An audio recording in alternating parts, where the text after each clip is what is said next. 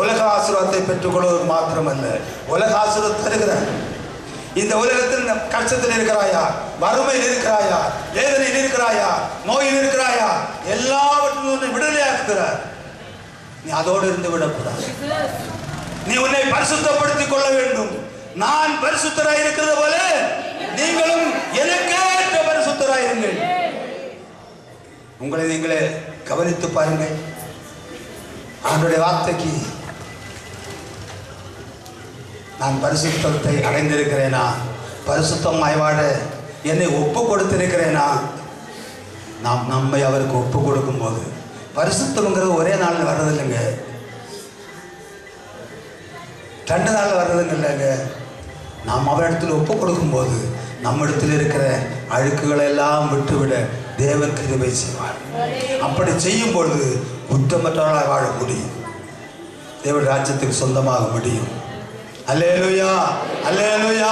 என்னப்பா இயேசு கிறிஸ்து நாம் பார்க்கிறோம், அங்கே ஒரு நித்திய கட்டளையை கொடுத்தார். நித்திய கட்டளையை கொடுத்து விட்டு இதை நீங்கள் தலைமுறை தோறும் ஆசிரியர்கள் என்று சொன்னார். மட்டுமல்ல, அங்கே இவர்கள் என்ன செய்ய வேண்டும்? அங்கிருந்து புறப்படும் பொழுது பாதரட்சை எடுத்துக் கொள்ள வேண்டும், தடிகளை கையில் பிடிக்க வேண்டும், போகிற வழியெல்லாம் யுத்தம் செய்து போக வேண்டும். அங்கிருந்து புறப்பட்டது யாருங்க? யுத்த வீரர்கள். பாருங்கள், யாத்திரை 12ஆம் அதிகாரம் 41ஆம் வசனம்.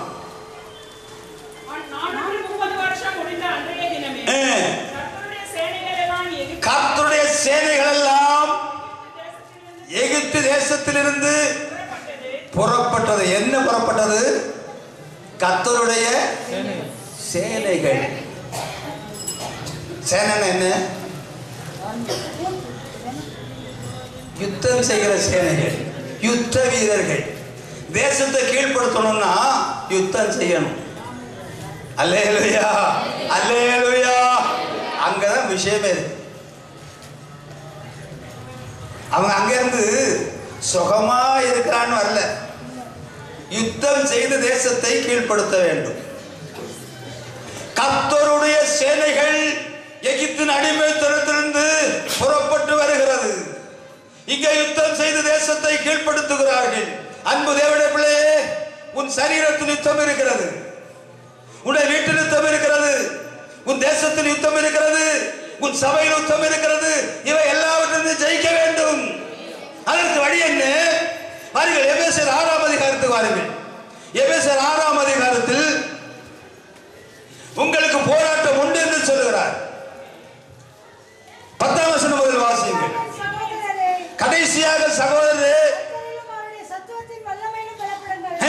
நீங்கள் பிசாசின் தந்திரங்களோடு எதிர்த்து நிற்க ஆணியுள்ளவர்களாகும்படி தேவனுடைய சர்வாயுத வர்க்கத்தையும் தரித்துக் கொள்ளுங்கள். ஏனெனில் மாம்சத்தோடும் இரத்தத்தோடும் அல்ல, பழைய ஏற்பாட்டில் மாம்சத்தோடும் இரத்தத்தோடும் யுத்தம்.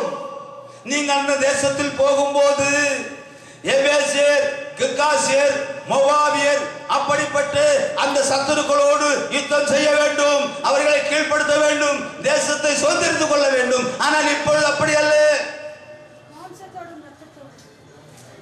இப்பொழுது என்ன யுத்தம்? மாம்சத்தோடும் இரத்தத்தோடும் அல்ல, துரைத்தனங்களோடும் அதிகாரங்களோடும் இப்பிரபஞ்சத்தின் அந்தகார லோகாதிபதிகளோடும் வானமண்டலங்களோ பொல்லாத ஆவிகளோடும் போராட்டம், யுத்தம் உண்டு. அப்படின்னா கிறிஸ்தவ வாழ்க்கை சுகமான வாழ்க்கை அல்ல, என்றும் போராட்டம் உண்டு. வாலிப பிள்ளைகளே, பிசாசு கொண்டு வருவான், இச்சைகளை கொண்டு வருவான், தூண்டுவான். எதிர்த்து நிற்க கற்றுக்கொள்ள வேண்டும், எதிர்த்து நிற்க வேண்டும். மாம்சத்தோடும் இரத்தத்தோடும் அல்ல.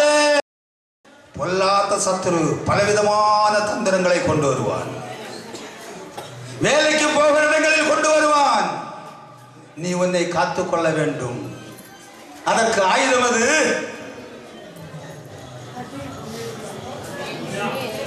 அதற்கு ஆயுதம் அது இங்கே இருக்கிறது, சர்வாயுத வர்க்கம். அல்லேலூயா, அல்லேலூயா. இது உன்னை பாதுகாக்கும், இது உன்னை பாதுகாக்கும். இரவும் பகலும் வேதத்தில் தியானமாய் இருக்கிற மனிதன் பாக்கியவான். வாலிபமே ஆசை செயலுக்கு விலகி ஓடுங்கள், இங்கே எழுதி இருக்கிறது. அது மாயை, தங்களை காத்துக் கொள்ளுங்கள் எழுதியிருக்கிறது. வேலை செய்கிற இடத்தில் எழுதியிருக்கிறது, எப்படி இருக்க வேண்டும் எழுதியிருக்கிறது. தன்னை காப்பாற்றிக் கொள்ள வேண்டும்.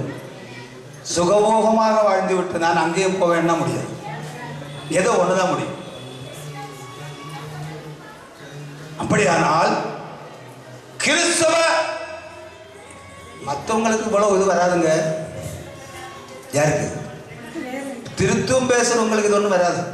வந்தா கூட என்னன்னால அவங்களுக்கு அந்த இடம் கிடையாது. எங்கே இருக்கலாம், என் பிதாவின் வீட்டில் அநேக வாசஸ்தலம் உண்டு, இருக்கலாம் எங்கேயோ. யாருக்கு யுத்தம்? தேவனுடைய பிள்ளைகளுக்கு.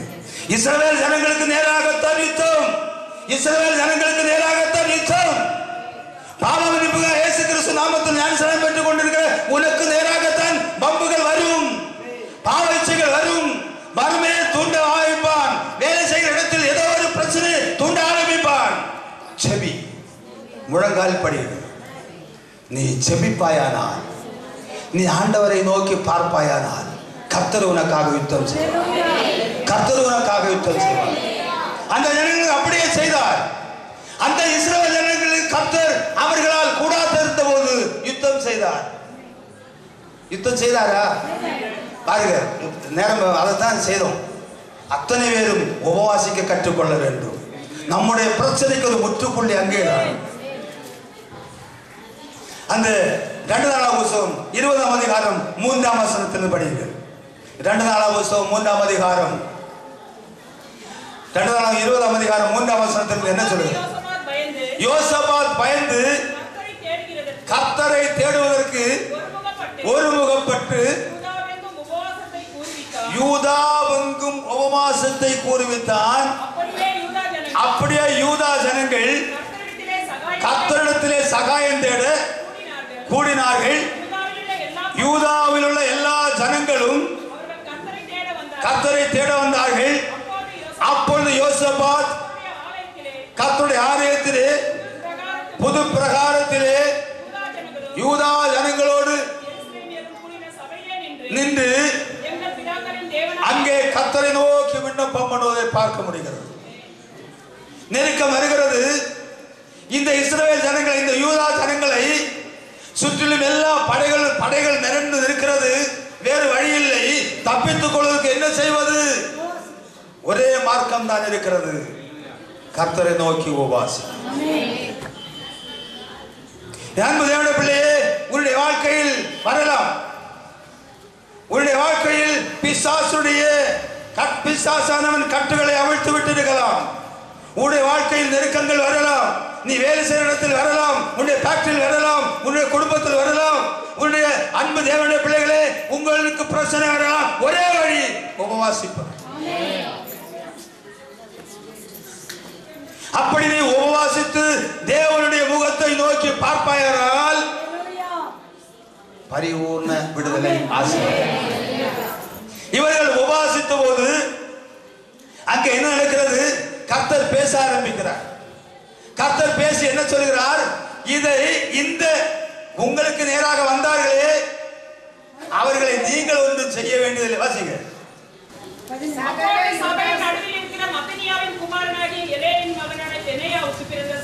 14ஆம் வசனம் முதல்.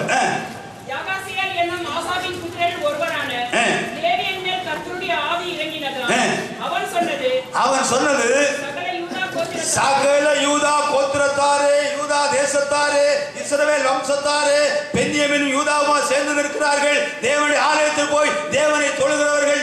அவர்களுக்கு என்ன வார்த்தை வருகிறது? சகல யூதா கோத்திரத்தாரே, எருசலேமின் குடிகளே, ராஜாவாகிய யோசபாத்தே, கேளுங்கள்.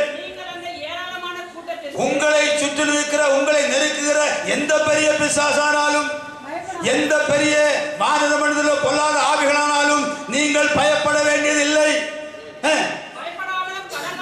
கலங்காமல் இருங்கள். கர்த்தர் உங்களுக்கு சொல்லுகிறார், இந்த யுத்தம் உங்களுடைய அல்ல, தேவனுடையது. அல்லேலூயா, அல்லேலூயா.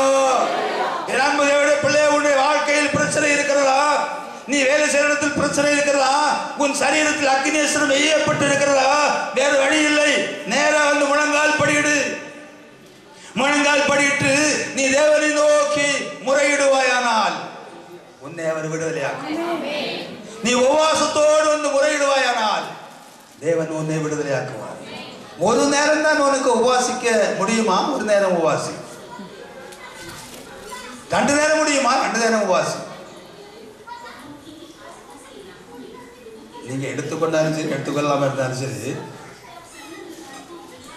நான் என்னைக்கு சர்ச்சைக்கு போக ஆரம்பிச்சனோ அன்னையிலேருந்து இன்ன வரையிலும் ஆராதனை முடிஞ்சதுக்கு அப்புறம் தான் நான் சாப்பாடு. எனக்கு அது ஆசீர்வாதம். அப்படி அவன் ஒவ்வொருவரும் வருவோம் என்றால் அது உங்களுக்கு ஆசீர்வாதம். நான் ஒரு நேரம் சாப்பிடாம என்னால் இருக்க முடியாது. என் இயேசப்பாவை அறிவதற்கு முன்பு பின்பு 40 நாள், இன்று முதல் 40 நாள் இருக்கவும் நான் ரெடியாக இருக்கிறேன். 5-6 முறை இருந்து விட்டேன். 5 முறை 6 முறை இருந்து விட்டேன். 40 நாள் உபவாசம், 21 நாள் உபவாசம், பல தடவை இருந்து விட்டேன். 7-5 அது சர்வசாதாரணம். எல்லா வெள்ளிக்கிழமையும் உபவாசம், எல்லா வெள்ளிக்கிழமையும் சுமார் 14 ஆண்டுகளாக, 13 ஆண்டுகளாக அதன் ஆசீர்வாதத்தை நான் பெற்றுக் கொண்டிருக்கிறேன். அந்த ஆசீர்வாதத்தை நான் பெற்றுக் கொண்டிருக்கிறேன். இன்று உங்கள் முன்னாக நின்று தேவனுடைய கிருபைகளை இரக்கங்களை பேசுகிறேன் என்றால் தேவன் தந்தது. தேவன் அப்பாவினிடத்தில் முழங்கால் படியிட்டு உபவாசத்தோடு வாங்க. நாம் ஒவ்வொருவரும் தேவ சமூகத்தில் இருப்போம் என்றால், தேவனை பிரியப்படுத்துவோம் என்றால், நம்மை விட ஆசீர்வதிக்கப்பட்டவர்கள் இந்த உலகத்தில் ஒரு மனிதனும் இருக்க முடியாது. எந்த பிரச்சனை உள்ளவர்களாக இருந்தாலும் உபவாசத்தை போடுங்கள். நாம் தெரியணும், உபவாசத்தை விலையை தெரியணும். உபவாசத்தை விலையை தெரியணும். பாருங்க, அந்த யாத்ரா புஸ்தகம் 32ஆம் அதிகாரம் 10ஆம் வசனம் படிங்க. யாத்ரா புஸ்தகம் 32ஆம் அதிகாரம் 10ஆம் வசனம். ஆகையால் என் கோபம் இவர்கள் மேல் மூலவும் நான் இவர்களை அழித்து போடவும் நீ என்னை விட்டுவிடு, உன்னை ஒரு பெரிய ஜாதியாக்குவேன் என்றார். இது யார்கிட்ட சொல்றதுங்க? கர்த்தர் மோசேக்கு சொன்னார். யாரு? கர்த்தர் மோசேக்கு சொல்றாரு. கர்த்தர் யாரு? மோசே. கர்த்தர் மோசேக்கு சொல்றாரு, என்ன விட்டுவிடு மோசே. இது எங்க இருக்கு பாருங்க. ஒரு மனுஷன் நம்புவானா? இதை நம்புவானா? மோசே அப்படி என்ன பிடிச்சு வைக்கிறாரு? அன்பு தேவனுடைய பிள்ளையே, செருப்பில் நிற்பதற்கு தேவன் ஒருவனை தேடுகிறார். செருப்பில் நிற்பதற்கு ஒருவனை தேடுகிறார். ஒருவனை காண சொல்லுகிறார். நான் நிற்கிறேன் அப்பா. சபைக்காக செருப்பில் நிற்க நான் நிற்கிறேன். இந்த சபைக்காக, இந்த இடத்திற்காக நான் நிற்கிறேன் என்று நீ முன் வர வேண்டும். நீ முன் வர வேண்டும். அதை உன்னில் இருக்கிறார். இஸ்ரவேல் ஜனத்தை தேவன் அழைத்துக் கொண்டு வருகிறார். சங்கடத்தை தாண்டி வருகிறார்கள்.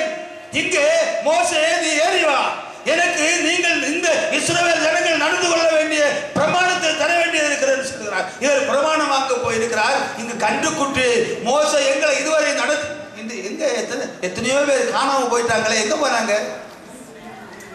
இருக்கு நிழல். நடத்தி கொண்டு வந்து மோசைக்கு என்ன ஆனதோ தெரியாது. எங்களுக்கு முன் செல்லும் தேவர்களை எங்களுக்கு உண்டாக்கி தாரும். கண்டுக்குட்டி உண்டாக்கி வைத்து இங்கு கண்டுக்குட்டிக்கு பலியிட்டு ஆராதிக்கிறார்கள். மோசே, நீ கொண்டு வந்தாலும் நாசமாய் போகிறது, பாழாய் போகிறது, இவர்களை நான் அதமாக்க போகிறேன், என்னை விடு மோசே. ஆண்டவர் பிடிக்கிறார். செய்யாதையும் செய்யாதையும் என்னை அழித்து போடும். அப்படி கேட்கிற ஒருவனை தேடுகிறார். நீ அதற்கு தயாராக வேண்டும். நீ அதற்கு தயாராக வேண்டும்.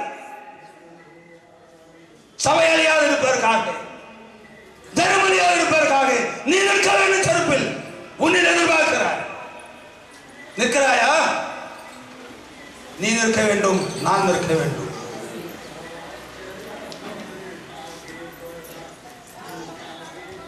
உபாபுஸ்தகம் 9ஆம் அதிகாரம் 19-20 படிங்க. உபாகம் 9ஆம் அதிகாரம் 19-20. கர்த்தர் உங்களை அழிக்கும்படிக்கு அவர் சொல்லுகிறார், ஜனமே, இஸ்ரவேல் ஜனமே, கர்த்தர் உங்களை அழிக்கும்படிக்கு கொண்டிருந்த கோபத்திற்கும் உக்கிரத்திற்கும் பயந்திருந்தேன். கர்த்தர் அந்த முறையும் என் என்னுடைய மன்றாட்டத்தை கேட்டார். அழிக்காதையும் என்னுடைய பெயரை ஜீவ புத்தகத்தில் கிறுக்கி போடும், அந்த கணங்களை விடும். இதற்காக நீர் அப்படி செய்வீரா இருந்தால் இதற்காக அங்கிருந்து கொண்டு வந்தீர் என்று ஜனங்கள் கேட்பார்கள் என்று சொல்கிறார். ஆண்டவர் என்ன செய்கிறார்? அந்த பிடித்த நிமித்தம், தேவனால் செய்ய விடாமல் பிடித்த நிமித்தம் ஜனங்கள் அறியாமல் இருந்தார்கள். வாசிக்க தொடர்ந்து. ஆரோன் மேலும் கர்த்தர் மிகவும் கோபம் கொண்டிருந்தார். அழிக்க வேண்டும் என்றிருந்தார். அப்பொழுது ஆரோனுக்காகவும் விண்ணப்பம் பண்ணினேன். அல்லேலூயா, அல்லேலூயா. 18ஆம் வசனத்தை படியுங்கள். கர்த்தரை கோபப்படுத்துவதற்கு நீங்கள் அவருடைய சமூகத்தில் பொல்லாப்பு செய்து நடப்பித்த உங்களுடைய சகல பாவங்கள் நிமித்தமும் நான் கர்த்தருக்கு முன்பாக முன்போல இரவும் பகலும் 40 நாள் விழுந்து கிடந்தேன். நான் அப்பம் புசிக்கவும் இல்லை, தண்ணீர் குடிக்கவும் இல்லை. அப்படியாக உங்களுக்காக நான் ஆண்டவரை முறுக்கி பிடித்துக் கொண்டேன். அது நிமித்தம் தப்புனீர்கள். அப்படி சொல்ல எத்தனை பேர் இருக்கிறீர்கள்? இந்த சபையை அழிப்பதற்காக இவன் வேலை செய்கிறானே, பிசாசானவன் தந்திரம் செய்கிறானே, கிறிஸ்து சரீரமாகிய சபையை நாசமாய் போவதற்காக அவன் வருகிறானே. இந்த சபையை அழிக்காதேயும் என்று சொல்லி, இந்த சபையை நீர் அழித்து விடக்கூடாது, அழிக்கிறதற்கு ஒப்புக் கொடுக்க கூடாது. உங்களுக்கு போராட்டம் உண்டு. யாரோடு? வானர மண்டலத்தில் பொல்லாத ஆவிகளோடு, இப்பிரபஞ்சம் தேவனோடு. அவன் வந்து கிரியை செய்யும் போது சபைக்காக எத்தனை பேர் உபவாசித்தீர்கள்? இந்த சபைக்காக எத்தனை பேர் உபவாசித்தீர்கள்? சபைக்காக. ஆமென். கர்த்தர் உங்களை ஆசீர்வதிப்பார். சபைக்காக உபவாசிக்க வேண்டியது அவசியமாக இருக்கிறது. அத்தனை பேரும் உபவாசித்தாக. என்னால் உபவாசிக்க முடியாது ஒரு நபர் கூட சொல்லக்கூடாது. எங்களுடைய சபையில் பாஸ்டர் சில்வான்ஸ் என்ற அவருடைய சபையில் ஒரு மனிதர் இருந்தார், தாமஸ். அவர் பிரஷர் பிரன்னா என்னெல்லாம சொல்லுவாங்களே, வந்த போன அத்தனை வியாதியும் அவருக்கு வந்து. எல்லாரும் சொன்னாங்க, வேண்டாயா உபவாசிக்க வேண்டாயா.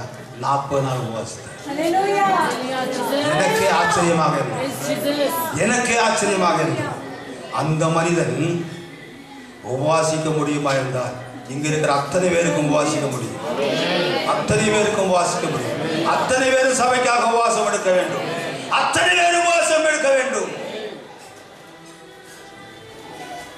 அல்லேலூயா, அல்லேலூயா. முடிந்தவரை ஞாயிற்றுக்கிழமை ஆராதனை ஆரம்பிக்கு முன்னே பாருங்கள். பிரச்சனை இருக்கிற நேரமே வந்து செபியுங்கள். எல்லாரும் முடிந்தவரை அந்த ஞாயிற்றுக்கிழமை ஒரு நேரம் டீ குடிச்சுடுங்க, வந்து பாருங்க. முடியுமா பாருங்க. ஏன் அப்படி செய்தா என்ன செய்யலாமா?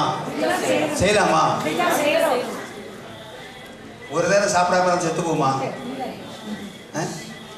ஒரு நேரம் சாப்பிடாம இருந்தாலும் போயிருமா? வந்து பாருங்க. என்னிடத்தில் வந்து வா, என்னால் கூடுமா கூடாது என்று பார் என்று சொல்லுகிற ஒரே தேவன் இயேசு கிறிஸ்து. அப்படியானால் என்னை நடத்துகிற தேவன். ஒரு நேரம் உபவாசிக்காமல் என்னால் ஒரு நேரம் சாப்பிடாமல் இருக்க முடியாது. 4, 5, 6 தடவை 40 நாள் இருந்து விட்டேன். அநேக 21 நாட்கள் இருந்து விட்டேன். என்னை இருத்துகிற தேவன் உங்களை இருத்துகிறார். அல்லேலூயா, அல்லேலூயா. சபைக்காக நாம் உபவாசிக்க வேண்டும். நம்முடைய குடும்பத்திற்காக உபவாசிக்க வேண்டும். எந்த பிரச்சனையோ ஊழியர்கிட்ட சொல்லுங்க. எந்த பிரச்சனையாக இருக்கலாம், அதற்காக சபை நடுவே சொல்வார்கள். எந்த பிரச்சனையாக இருந்தாலும் சரி, உங்களுடைய எந்த பிரச்சனையாக இருந்தாலும் ஊழியர்கிட்ட சொல்லுங்கள். ஊழியர் சபையில் சொல்வார். சபையில் சொல்லும் பொழுது அந்த நபருக்காக அத்தனை பேர் உபவாசிப்பார்கள். கர்த்தரங்கே கிரியை செய்வார். அல்லேலூயா, அல்லேலூயா. ஆயத்தம் என்னும் பாதரட்சை எடுத்துக் கொள்ளுங்கள். விசுவாசம் என்னும் தலைச்சீரா எடுத்துக் கொள்ளுங்கள். விசுவாசம் என்னும் கேடத்தை எடுத்துக் கொள்ளுங்கள். பட்டயத்தை எடுத்துக் கொள்ளுங்கள். வெட்டுங்கள். அல்லேலூயா, அல்லேலூயா. கர்த்தர் நமக்காக அவன் எப்பொழுது கேட்பான், அவனுக்கு என்ன செய்ய வேண்டும் என்று காத்து கொண்டிருக்கிறார். அல்லேலூயா, அல்லேலூயா. அன்பு தேவனுடைய பிள்ளையே, நாம் ஒவ்வொருவரும், அதாவது இந்த சின்ன பிள்ளைகள் முதல் பெரிய ஆட்கள் வரையிலும் பாக்கியவன். அல்லேலூயா, அல்லேலூயா, அல்லேலூயா. ஏன் பாக்கியவான்கள்? அவருடைய இரத்தத்தால் மெடுங்கள், அவருடைய சரீரத்தை புசிக்கும் பாக்கியம் கிடைத்தவர்கள், அந்த தலைமுறை தோறும் உள்ள பஸ்காவை புசிக்க பாக்கியம் கிடைத்தவர்கள், அந்த நித்திய கட்டளை ஆகிய தலைமுறை தோறும் செய்யக்கூடிய காரியத்தை செய்ய ஒரு பாக்கியத்தை பெற்றவர்கள். அல்லேலூயா, அல்லேலூயா. எந்த, அதாவது இங்க சொல்லி இருக்கிற சட்டத்தில் கர்த்தர் கொடுத்திருக்கிற கட்டளைகளில் எந்த கட்டளை மாறினாலும் அவன் கொல்லப்பட வேண்டும். சட்டம், அதற்கு அவன் பிராயச்சித்தம் வேண்டும், செய்ய வேண்டும். ஆனால் எந்தோ இலவசமாக நம்முடைய கர்த்தர் இயேசு கிறிஸ்து நமக்காக பலியாகினால் அவைகள் எல்லாம் விடுதலையாக. லேவியராகவும் முழு நாள் தாங்க. லேவியராகவும் முழுவதும் பாவம் என்ன, பாவத்திற்கு பிராயச்சித்தம் என்ன, என்னாகும் முழுவதும் எப்படி பரிசுத்தமாக கர்த்தரை ஆசரிக்க வேண்டும், சட்டங்கள். அல்லேலூயா, அல்லேலூயா. நாம் ஒவ்வொருவரும் கர்த்தருக்கு பிரியமாய் நடப்போமானால், நான் மறுபடியும் சொல்றேன், உலக ஆசீர்வாதம் மட்டும் என்ன நடக்காது. மறுபடியும் சொல்லுகிறேன், இந்த உலக ஆசீர்வாதத்துக்காக நாம் இங்கே வருகிறோமானால் அது வேண்டும். இந்த உலக ஆசீர்வாதத்துக்காக வருவோமானால் அது வேண்டும். கர்த்தர் உலக ஆசீர்வாதத்தை தருகிறார், எல்லாருக்கும் தருகிறார். என்னிடத்தில் வருகிற ஒருவரையும் நான் புறம்பே தள்ளுவேன். பூமி அதன் நிறைவு என்னுடையது. நீ என்னிடத்தில் வந்தால் உன்னை ஆசீர்வதிக்கிறேன், உன் நோயை மாற்றுகிறேன், ஒன்னை எடுத்து நின்ற உன்னோடு கூட இருந்து ஒன்னை தொந்தரவு செய்து கொண்டிருந்த பிசாசானை நான் அப்புறப்படுத்துகிறேன். நீ அதோட எனக்கு எல்லாம் கிடைச்சுன்னு அப்படியே இருந்துடாது. அதற்காக உன்னை கொண்டு வரவில்லை. உன்னை கொண்டு வந்த நோக்கம் என்ன?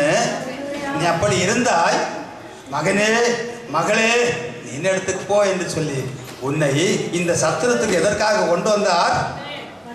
நீ இங்கே சந்தோஷமாக வாழ வேண்டும், சமாதானமாக வாழ வேண்டும். உனக்கு எதிராக வருகிற யுத்தத்தை கர்த்தர் செய்வார். இங்கே சொல்லி இருக்கிற சட்டத்திட்டப்படி எல்லாம் நீ கை கொண்டு நடந்தால் உனக்காக உனக்காக உனக்காக இந்த சகோதரி ஜெபிப்பார், உனக்காக இந்த சகோதரி ஜெபிப்பார், உனக்காக இந்த சகோதரி ஜெபிப்பார். சரீரமாகிய சபை கூடி உனக்காக ஜெபிக்கும். அநேகருடைய ஸ்தோத்திரத்தினால் கிருபை பெறுகிறது. துதிகளின் மத்தியில் வாசம் பண்ணுகிற தேவன் உனக்காக யுத்தம் செய்வார், உனக்காக யுத்தம் செய்வார். நீ பயப்பட வேண்டிய தேவையில்லை. ஒரு காரியத்தை கவலைப்படாதீங்க, தலை போற காரியத்தை பயப்படாதீங்க. வந்து சொல்லுங்க, ஊழியக்காரரு எனக்கு என்ன பிரச்சனை இருக்கிறது. ஊழியக்காரர் சபை நடுவில் பேசுவார். இன்ன குடும்பத்திற்காக ஜெபியுங்கள், இன்ன நபருக்காக ஜெபியுங்கள். அத்தனை பேரும் ஜெபிக்கும் போது கர்த்தர் கேட்கிறார், கர்த்தர் கேட்கிறார், விடுதலை தருகிறார். நீ ஆசீர்வாதத்தின் மேல் ஆசீர்வாதம் பெற்றிருப்பாய். உன்னுடைய வாழ்க்கையில் சந்தோஷம், சமாதானம். ஆனால் என்ன, உன் இஷ்டப்படி நடந்துட்டு ஏதாவது நடக்குன்னா நடக்காது. நீ தேவனுக்கு பிரியாமல் நடக்க பார்க்க வேண்டும். இதுவரை நீ எப்படி இருந்தாயோ, நேற்று வரை எப்படி இருந்தாயோ, இன்று முதல் நீ கர்த்தருடைய வார்த்தையை கீழ்ப்படிய வேண்டும். உன்னுடைய பாவ சுபாவங்கள் அத்தனையும் மாற்ற வேண்டும். உன்னுடைய குடும்பத்தில் நீ எல்லாருக்கும் நல்ல பிள்ளையாக இருக்க வேண்டும். உன்னுடைய முதல்ல குடும்பத்தில் நீ நல்ல பிள்ளையா இருக்கணும். எல்லாருக்கும் நல்ல பிள்ளையா இருக்கணும். அக்காளுக்கு தங்கச்சி நல்ல பிள்ளையா இருக்கும், தங்கச்சிக்கு அக்கா நல்ல பிள்ளையா இருக்கும், அம்மாவுக்கு பிள்ளை நல்ல பிள்ளையா இருக்கும், அப்பாவுக்கு பிள்ளை நல்ல பிள்ளையா இருக்கும், புருஷனுக்கு மனைவி நல்ல பிள்ளையா இருக்கும், மனைவிக்கு புருஷன் நல்ல பிள்ளையா இருக்கும். அங்கே கசப்பு வரக்கூடாது.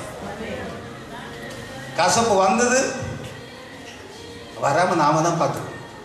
விட்டு வீழ்ச்சிகளுக்கு தயாரானால், நான் என்கிற அகம்பாகத்தை நாம் எடுத்து களைவோமானால் பிரச்சனை இல்லை. நான் என்கிற பழைய மனிதன் இருக்கானே, அவனை தூக்கி வெளியே போட்டோம்னா பிரச்சனை இல்லை.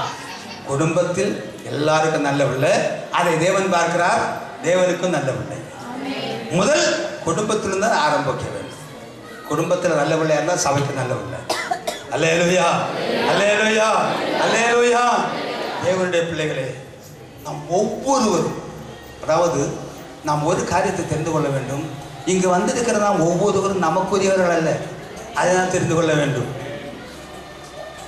முதலாவது, நான் யார் என்று நாம் தெரிந்து நடக்கணும். நாம் நமக்குரியவளா? 1 கொரிந்தியர் 6ஆம் அதிகாரம் 19ஆம் வசனம் படிங்க.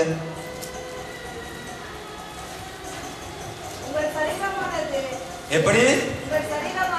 1 கொரிந்தியர் 6:19 சொல்லுது. இங்க வந்திருக்கிற உங்களுக்கு, வெளியே இருக்கிறவங்களுக்கு அல்ல, வெளியே இருக்கிறவங்களுக்கு அல்ல, இயேசு கிறிஸ்து ரத்தத்தால் மீட்கப்பட்டு இங்கே வந்திருக்கிற உங்களுக்கு சொல்லுகிறார்.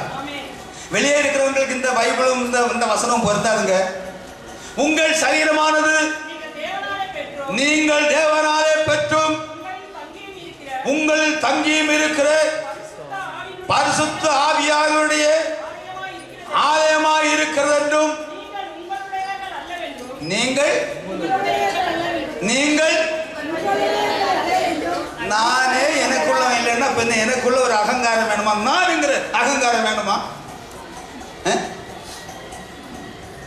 நீங்கள் உங்களுடையவர்கள் அல்லவென்றும் அறியீர்களா?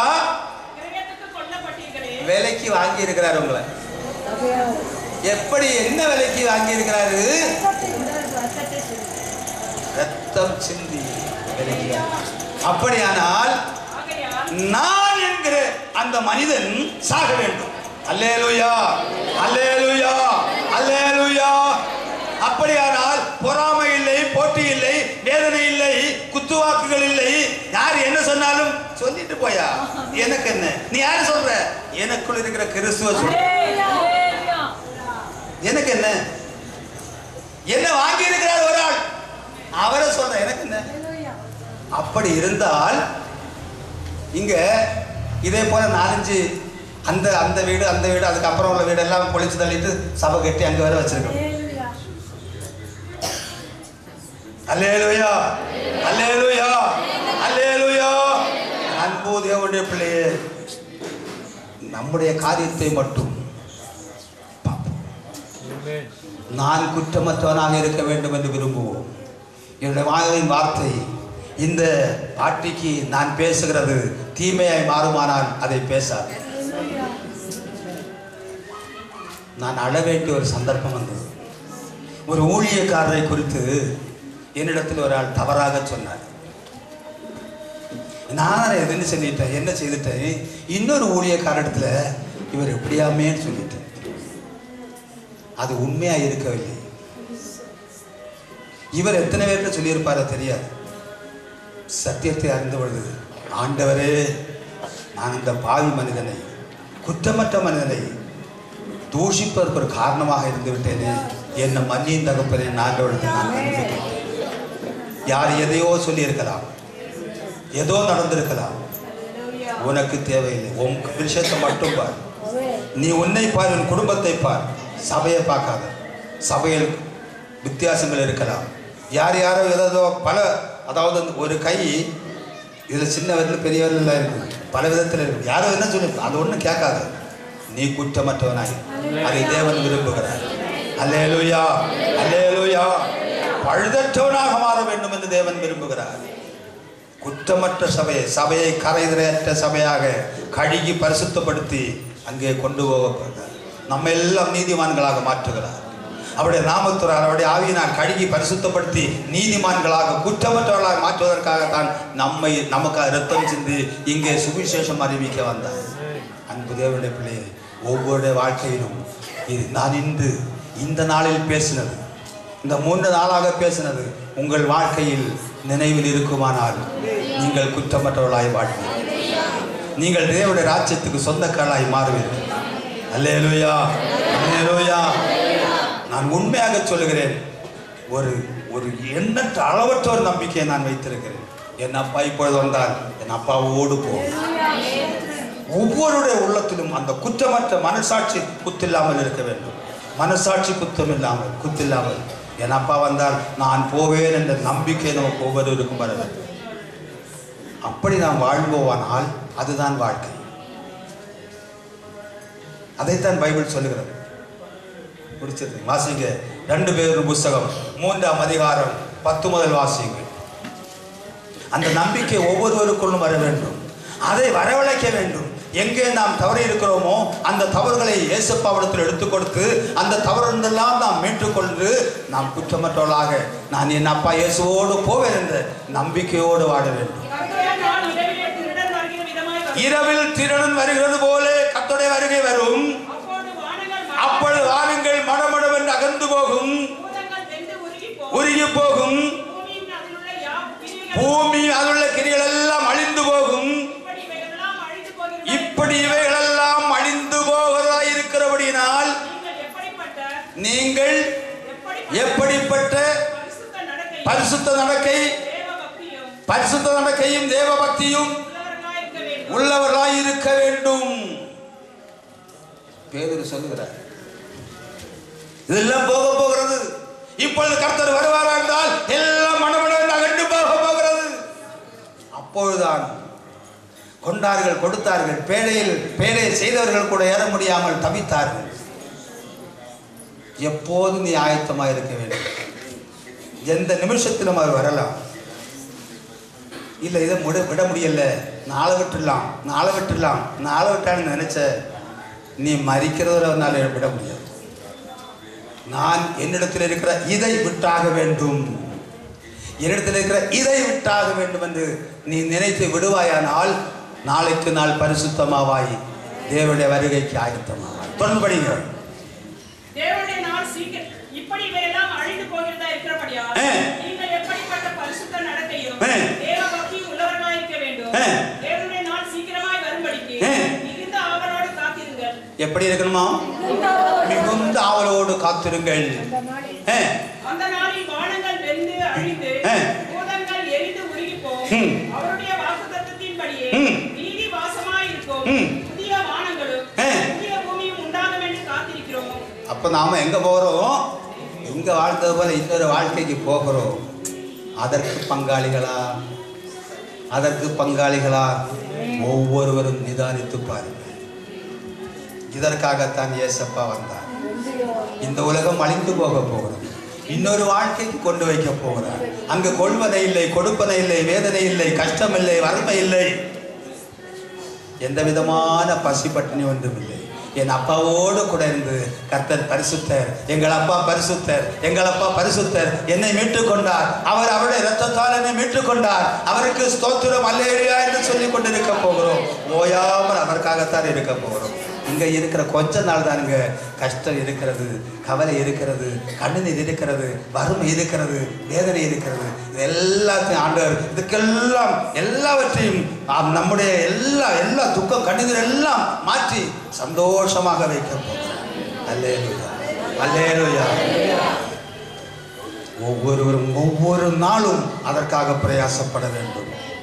அதற்காகத்தான் நான் சொன்னேன், ஒவ்வொரு நாளும் அதிகாலையில் என்ன பண்ணணும்? படுத்திருக்க இடத்துல இருந்து எழுப்பி வெளியே போறதுக்கு முன்னால எல்லாருக்காக ஜெபிக்க வேண்டும். அதிகாரிகளுக்காக, குடும்பத்திற்காக, சபைக்காக, தனக்காக ஜெபிக்க வேண்டும். ஜெபித்து விட்டு ஏசப்பா என்னை உங்களுடைய கருத்தில் ஒப்புக்கொடுங்க. நான் நடந்து கொள்ள நான் யோசிக்க வேண்டிய ஞானத்தை தார். நான் எதை யோசிக்க வேண்டும் என்று ஞானம் தார். நான் எதை பேச வேண்டும் என்று ஞானம் தார். நான் எப்படி நடக்க வேண்டும் என்று ஞானம் தார். நான் போகிற வழிகள் எல்லாம் பாவம் என்னை அணுகாதபடிக்கு என்னை பாதுகாத்துக் கொள்ளும். நான் உமக்கு பிரியமாய் வாழ வேண்டும். என்னை உம்முடைய கரத்தில் ஒப்புக் கொடுக்கிறேன். நீர் நடத்தி கொள்ளும். ஒவ்வொரு நாளும் நம்மை விசேஷமாக பிள்ளைகள் அத்தனை பேரும், பிள்ளைகள் வாலிபம் மாயை, நாங்கள் எல்லாம் அந்த இடத்திலிருந்து கடந்து வந்தவர்கள், ஒவ்வொரு நாளும் அதிகாலையில் கர்த்தருடைய கரத்தில் ஒப்பு கொடுத்து அல்லாமல் வெளியிறங்காதீர்கள். அப்படியானால் உங்கள் வாழ்க்கையில் பாவம் என்ற சொல்லுக்கு இடை வராது. அல்லேலூயா, அல்லேலூயா. பாவம் நிறைந்த இந்த உலகத்தில் பரிசுத்தமாக வாழ கர்த்தர் கிருபை செய்வார். ஏன்? நம்மை அவருடைய கருத்தில் ஒப்பு கொடுத்திருக்கிறோம். ஒரு பிள்ளை, என்னுடைய கையில் இப்போ ஒரு பிள்ளை இருக்கிறது என்றால், இந்த பிள்ளை அதை விழ விட்டுருவேனா, வேற ஏதாவது விட்டுருவேனா? என்னுடைய கருத்தில் இருக்கும் வரை அதை சரி. அதே போல் நம்மை அவருடைய கருத்தில் ஒப்பு கொடுத்து விட்டால், அதற்கு பின்பு விழுந்தால் அவர்தான் உத்தரவாதி, படுத்தாலும் அவர்தான் உத்தரவாதி, என்ன நடந்தாலும் உத்தரவாதி அவர். அந்த ஒரு நம்பிக்கையை நான் வைத்திருக்கேன். அல்லேலூயா, அல்லேலூயா. எங்கேயாவது இறங்கி போறீங்களா, ப்ரேயர் பண்ணிட்டு போங்க. வேலைக்கு போறீங்களா, ப்ரேயர் பண்ணிட்டு போங்க. ஸ்கூலுக்கு படிக்க போறீங்களா, ப்ரேயர் பண்ணிட்டு போங்க. போயிட்டு வர்றீங்களா, ப்ரேயர் பண்ணுங்க. ஏதாவது காரியத்துக்கு போறீங்களா, ஆண்டவரே நம்முடைய கருத்தில் இந்த காரியத்துக்கு போறேன், நீர் அந்த காரியத்தை அதிகாரியோடு நீர் பேசும், நீர் காரியங்களை செய்யும், அவர் பார்த்துக் கொள்வார். அப்படி ஒவ்வொருவரும் அதை செய்வோமானால் நம்முடைய வாழ்க்கையில் சந்தோஷ குறைவு இல்லைங்க, சமாதான குறைவு இல்லைங்க, எல்லாவற்றையும் கர்த்தர் பார்த்து வழி நடத்துவார். அல்லேலூயா, அல்லேலூயா. சொன்னது போல ராத்திரி வேளை அவருக்கு நன்றி சொல்லாமல் படுத்து விடார். அவருக்கு நன்றி சொல்லி படுத்து, அவருக்கு என்னது ஏதாவது அற்புதங்கள் செய்திருந்தால், உமக்கு ஸ்தோத்திரம் தகப்பனே, எந்தெந்த காரியங்கள் எல்லாம் செய்தீரு, உமக்கு நன்றி என்று சொல்லி அவருக்கு நன்றி சொல்லுங்கள். மறுபடியும் எல்லாவற்றுக்காக ஜெபியுங்கள். ஜெபித்து படுக்கும்போது, கர்த்தாவே நல்ல சொப்பனங்களை தார், நல்ல தரிசனங்களை தார், நீர் என்னோடு பேசும். என்னுடைய இந்த வீட்டில் ஒரு சத்துருவும் அணுகாதபடி பாதுகாத்து, நீர் சேரக்கூடாத வெளிச்சத்தில் வாசம் பண்ணுகிறார். நீர் இந்த வீட்டுக்கு ஒளியாய் இருக்கிறார். இருள் நிறைந்த பாவத்தை கொண்டு வருகிற சாத்தான், இந்த இருளன் இங்கே வரமாட்டான், நீர் பாதுகாத்து கொள்ளும் என்று சொல்லி அவருடைய கருத்தில் ஒப்பு கொடுத்து படுத்தி இருப்பீர்களானால், அந்த வீட்டு எல்லைக்குள் சத்துரு வரமாட்டார், அவர் பாதுகாத்துக் கொள்வார். நீ நடக்க வேண்டிய வழியை கற்றுத்தருவார், பேசுவார், சொப்பனங்கள் மூலம் பேசுவார், தரிசனங்கள் மூலம் பேசுவார். ஒவ்வொரு நாளும் அவருடைய அன்பை ருசித்து உன்னுடைய வாழ்க்கையை முன்னோட்டு கொண்டு போக செய்கிறார். இது நான் அனுபவத்தை பேசுகிறேன். அல்லேலூயா, அல்லேலூயா. என்னுடைய வாழ்க்கை அனுபவம். நாம் ஒவ்வொருவரும் தேவனுக்கு பிரியமாக வாழ வேண்டும்.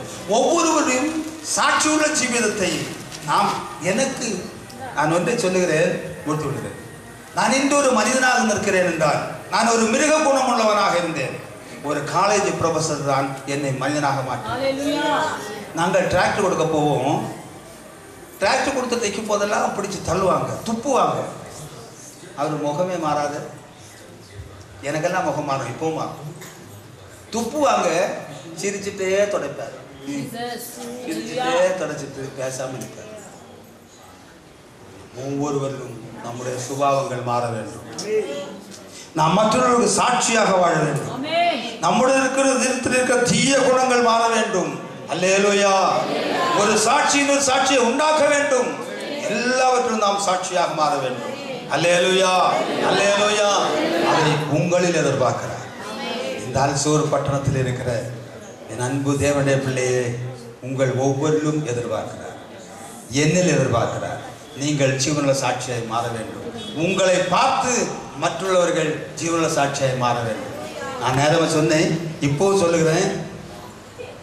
அறகுறை எந்த இதுவும் ட்ரெஸ்ஸுகள், அதாவது துணிமணியில், நம்முடைய வார்த்தையில், நம்முடைய நடக்கையில், எல்லாவற்றிலும் வித்தியாசம் இருக்க வேண்டும். மற்றவர்களுக்கும் உங்களுக்கு வித்தியாசம் இருக்க வேண்டும். அவங்கள போல நீங்க நடக்கீங்கன்னா அவங்களுக்கு உங்களுக்கு வித்தியாசம் கிடையாது. நான் தேவனுடைய பிள்ளை, என்னை பார்த்தா உடனே சொல்லணும் நான் தேவனுடைய பிள்ளைன்னு சொல்லணும். அது சாட்சியாக இருக்கிறது. இந்த 3 நாளாக பேசின காரியங்கள் உங்களுடைய வாழ்க்கையில் ஞாபகத்தில் இருக்கும் என நினைக்கிறேன். அது உங்களை பரிசுத்தப்படுத்தும், உங்களை தேவனுடைய ராஜ்யத்தில் கொண்டு செல்லும். ஆசீர்வாத வார்த்தைகளும் இருக்கிறது, அதை நான் பேசி பழகி இருக்கேன். முதல்ல அங்கிருந்தா வந்தேன். அதுங்க பைபிளுக்கு அப்புறமானது, அது பிறகுதான் தெரியும். இன்று நான் கேட்குற பிரசங்கங்கள் ஒன்றும் இந்த வேதாகமத்தில் இல்லை. நான் பிரசங்கித்த அத்தனை பிரசங்கங்களும் வேதாகமத்தில் உள்ளது. அதனால் நாம் ஒவ்வொருவரும் தேவனுக்கு பிரியமாய் மாறி தேவராஜ்யத்துக்கு செல்ல வேண்டும். அல்லேலூயா, அல்லேலூயா, அல்லேலூயா. அப்படி ஒவ்வொருவரும் செய்வோமானால் நாம் தேவனுக்கு பிள்ளையாய் இந்த இடத்தில் வந்து நாம் ஞானஸ்நானம் பெற்றதில், இங்கே வந்திருப்பதில், சபை கூடி வருவதில், திருவிருந்து ஆசரிப்பதில் ஒரு பெரிய பிரதிபலன். அல்லேலூயா, அல்லேலூயா. நாம் வாசித்த முதல் வசனத்தை வாசியுங்கள்.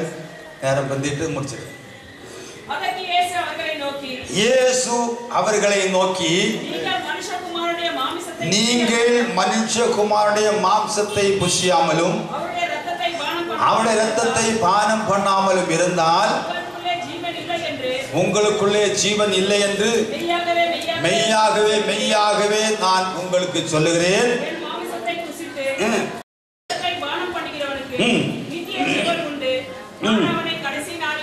எழுப்புவேன். இதை செய்யாதிருந்தால் என்ன? அதையும் கூட படிச்சிருங்க. எண்ணாகம புஸ்தகம் 9ஆம் அதிகாரம் 13ஆம் வசனம். எண்ணாகமம் 9:13. இதை செய்யாதிருந்தால் என்ன? ஒருவன் இங்க பெங்களூருக்குள்ளே இருந்து கன்னியாகுமரிக்கு போகாம, சென்னைக்கு போகாம இங்க பெங்களூரிலே இருந்தும் இந்த திருவிருந்தை ஆசரிக்காமல் போனால் அந்த ஆத்துமா குறித்த காலத்தில் கர்த்தரின் பலியை, இந்த பண்டிகையை, இந்த திருவிருந்தை ஆசரிக்காமல் போனதினால் தன் ஜனத்தில் இராதபடிக்கு அறுப்புண்டு போவான். அந்த மனிதன் தன்னுடைய பாவத்தை சுமப்பான். எது தேவை? நிதானிக்க வேண்டிய நீங்கள். நான் பாவத்தை சுமக்க வேண்டுமா, அக்கிரமத்தை சுமக்க வேண்டுமா, அல்லது இந்த பெங்களூர் பட்டணத்துக்குள்ள இருக்கிற நான் இங்கே போய் இந்த திருவிருந்தை பங்கு கொண்டு கர்த்தருடைய வருகைக்கு ஆயத்தமாக வேண்டுமா? சிந்திக்க வேண்டியது ஒவ்வொருடைய கடமையாக இருக்கிறது. அல்லேலூயா, அல்லேலூயா, அல்லேலூயா. இந்த வார்த்தைகள் மூலம் கர்த்தர் உங்கள் ஒவ்வொருவரையும் ஆசீர்வதிப்பாரார். ஒவ்வொருவரையும் ஆசீர்வதித்து ஆசீர்வாதத்தின் பாதையில் நடத்தி செல்வாரார். ஒவ்வொருவரும் சபைக்காக பிரயாசப்படுங்கள், சபைக்காக உபவாசியுங்கள், சபைக்காக செவியுங்கள். எல்லாருக்காகவும் சாட்சிகள், யாராவது சாட்சியில் ஊழியக்காரர்கள் மூலம் சாட்சியில் யாருக்காக ஜெபிக்க வேண்டும் என்று அறிவிக்கிறார்களோ அவர்களுக்காக ஜெபியுங்கள். நாம் அதற்கு கடமைப்பட்டிருக்கிறோம். நம்ம எல்லாம் ஒரு அங்கம், கிறிஸ்துவின் சரீரமாகிய சபை. அப்படியானால் நாம் எல்லாம் கிறிஸ்துவின் சரீரம். ஒரு சரீர அவயத்துக்காக இன்னொரு சரீர அவயம் ஜெபித்தாக வேண்டும். இதை அறிந்து கொள்ளுங்கள். இதை நாம் எல்லாரும் கடைபிடிப்போம், எல்லாரும் ஃபாலோ பண்ணுவோம். கர்த்தருக்குள் பிரியமாக, தேவனுக்கு பிரியமான பிள்ளைகளாய் வாழ்வோம். கர்த்தர் நாம் ஒவ்வொருவரையும் ஆசீர்வதித்து ஆசீர்வாதத்தின் பாதையில் நடத்தி செல்வாராக.